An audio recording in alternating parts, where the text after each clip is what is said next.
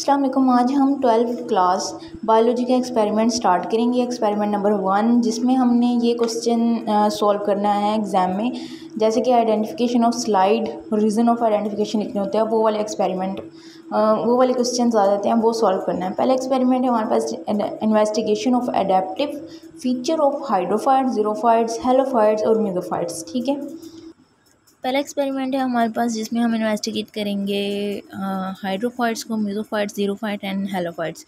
ये हमारे पास प्लांट्स की क्लासिफिकेशन है जो इनकी लिविंग स्पेस के बेस पे रखी गई हैं। प्लांट्स की क्लासिफिकेशन मतलब प्लांट्स रह कहाँ पे रहे हैं, किस तरह के एरिया में रह रहे हैं और उनको किस तरह का इन्वायरमेंट फेस करना पड़ रहा है, उसकी वजह से उनके अंदर कौन कौन सी करैक्टरिस्टिक्स जो हैं वो पाई जाती हैं। सबसे पहले हमारे पास जो है वो है हाइड्रोफाइट्स में हम देखेंगे कि कुछ प्लांट्स इस तरह के होते हैं जो सबमर्ज्ड हुए होते हैं एक्वाटिक मीडियम के अंदर, एक्वाटिक हैबिटेट में जो रह रहे होते हैं। अच्छा, यहाँ पे हम इसका रीज़न और आइडेंटिफिकेशन जो है वो देखेंगे। जैसे आपको प्रैक्टिकल में कोई इमेज दे दी जाती है या कोई स्लाइड दे दी जाती है, उस स्लाइड में आपने बताना होता है कि हमारे पास आइडेंटिफिकेशन क्या है, हमने किस तरह से इसको पहचाना है कि ये कौन सी स्लाइड है या कौन से हमारे पास प्लांट्स हैं। तो आप इसका रूट्स के बारे में आप बताएंगे कि ये हमारे पास बहुत ज़्यादा अनडेवलप्ड होती हैं, ये रूट्स इनके पास नहीं होती हैं, या फिर इनके पास रूट कैप्स नहीं होती, ठीक है, या फिर इनकी जो स्टेम है, इनकी स्टेम स्पॉन्जियस होती है, सॉफ्ट होती है, मॉडिफाई हो रही होती है राइजोम में। ठीक है, ये सब आपने इसमें बताना है। नेक्स्ट हमारे पास लीव्स के बारे में। लीव अगर आप इसका देखें, इनके लीव्स बहुत ज़्यादा क्या होते हैं, ब्रॉड होते हैं। लीव्स इनके ब्रॉड होते हैं। जैसे हमारे पास कमल का फूल हो गया है, उसका लीव बहुत ज़्यादा ब्रॉड होगा क्योंकि ये ज़्यादा इवेपोरेशन करा रहे होते हैं। इनकी बॉडी को पानी की इतनी ज़्यादा ज़रूरत नहीं होती, इनकी बॉडी में सेल्स फ्लडिड ना हो जाएं, इसलिए इनको ज़्यादा ट्रांसपायरेशन करानी होती है। जितनी ज़्यादा ट्रांसपायरेशन करेंगे, इनकी बॉडी का वाटर बैलेंस जो है वो होम्योस्टेसिस पे रहेगा, इसलिए इनकी लीव्स जो हैं वो बहुत ज़्यादा ब्रॉड होते हैं। ठीक है, ब्रॉड होते हैं एंड रिबन लाइक होते हैं। ठीक है, उसके अलावा इनके अंदर मैकेनिकल टिश्यूज़ जो हैं वो बहुत एब्सेंट होते हैं। मैकेनिकल टिश्यूज़ में इनके पास बहुत ज़्यादा नंबर ऑफ स्टोमेटास होते हैं ऊपर सरफेस पे, ज़्यादा ट्रांसपायरेशन कराई जाए।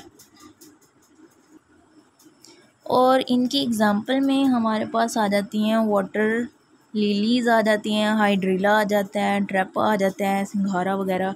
इसकी डायग्राम में बेटे आप हाइड्रिला की डायग्राम बनाएंगे और लोटस या वाटर लिली की डायग्राम बनाएंगे। ठीक है,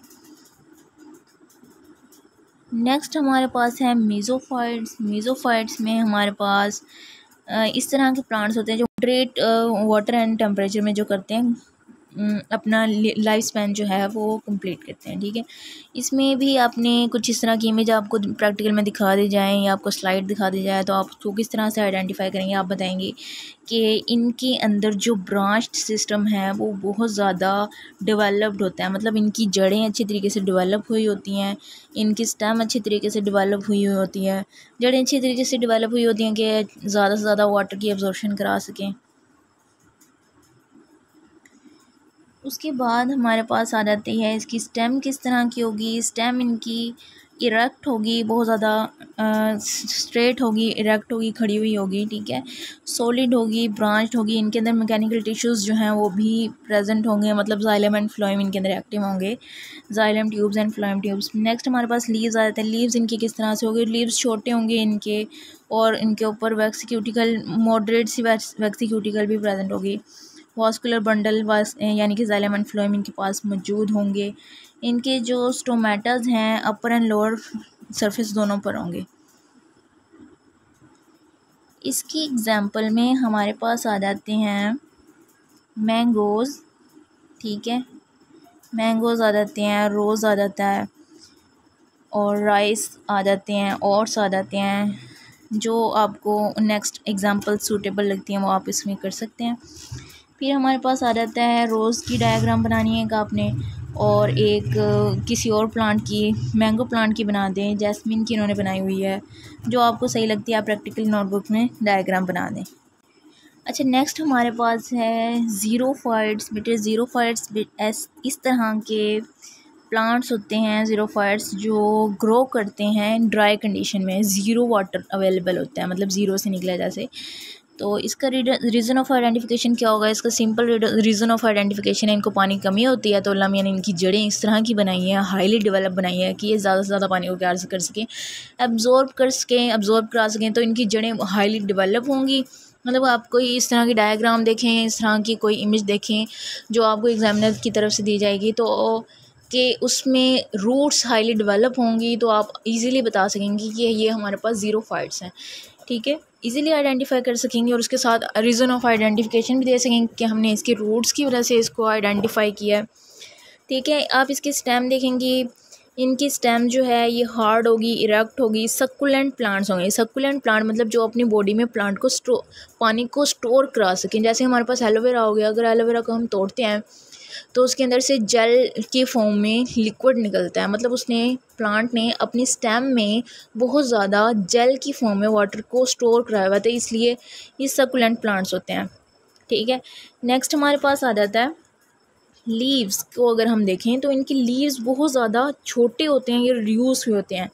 ये जो हम एलोवेरा को देखते हैं ना, तो इसका ये शाख होती हैं इस तरह से, और इसके ऊपर स्पाइक्स होते हैं, कांटे लगे होते हैं छोटे छोटे। ये जो कांटे होते हैं ये इसके लीव्स होते हैं, और ये जो हमारे पास ये वाली बॉडी है ये सारी इसकी सक्कुलेंट बॉडी, ये स्टेम होती है। मतलब पत्तों ने अपने आप को इतना छोटा कर दिया है कि हमारे ऊपर से एवापोरेशन ना हो, ट्रांसपायरेशन ना हो।